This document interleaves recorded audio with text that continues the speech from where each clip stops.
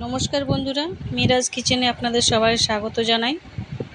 আজকে যেহেতু একটা শুভ দিন জগন্নাথ দেবের,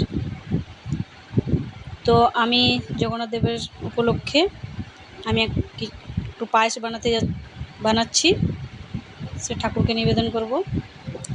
তো আমি প্রথমে দুধটা বসিয়ে দিচ্ছি, দুধটা একটু ঘন করে নেব।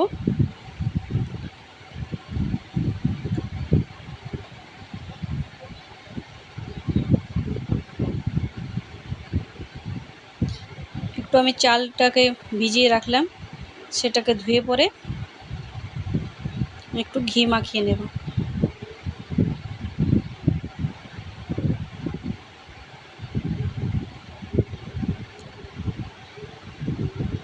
ততক্ষণ আমি একটু কাজু কিশমিশ ভিজিয়ে রাখলাম।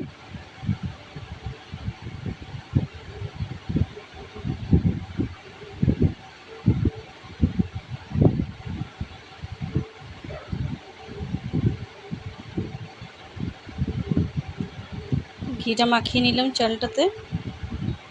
এবার দুধটা একটু ঘন হয়ে এসছে, এবার আমি চালটা দিয়ে দেব।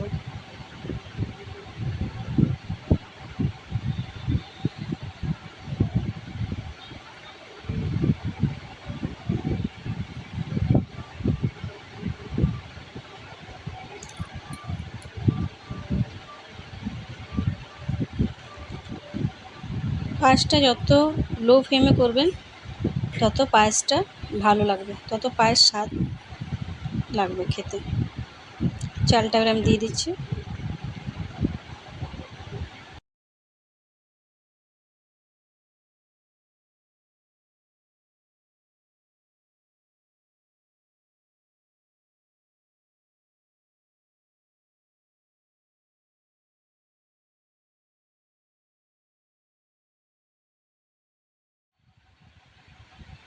এবার আমি এখানে দিয়ে দিচ্ছি গুড়ের বাতাসা।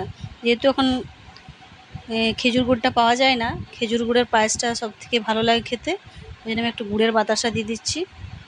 তা আপনারা চাইলে চিনি দিতে পারেন বা গুড়ের বাতাসা দিয়েও করতে পারেন, সেটা আপনারা স্বাদ মতো নিজেদের নিয়ে নেবেন।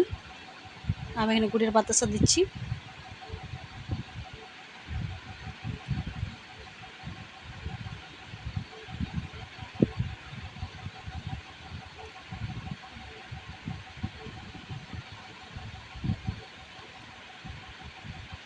তারপর আবার ভালো করে একটু নেড়ে নেব পায়েসটা।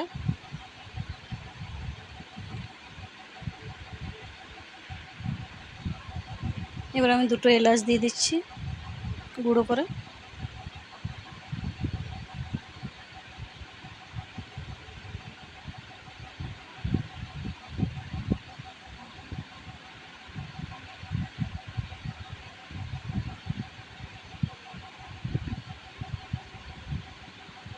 এবার আমি কাজু কিশমিশগুলো দিয়ে দিলাম।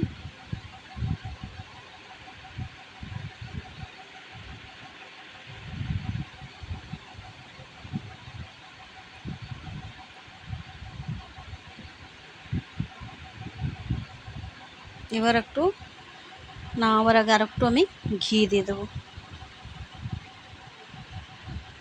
ঘি দিলে পায়েসের স্বাদটাই বদলে যায়।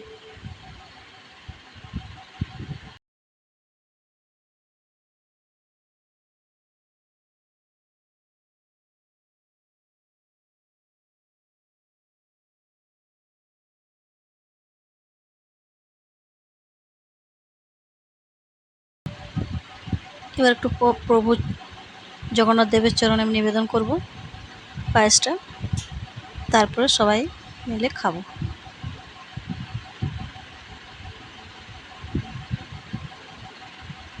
জয় জগন্নাথ।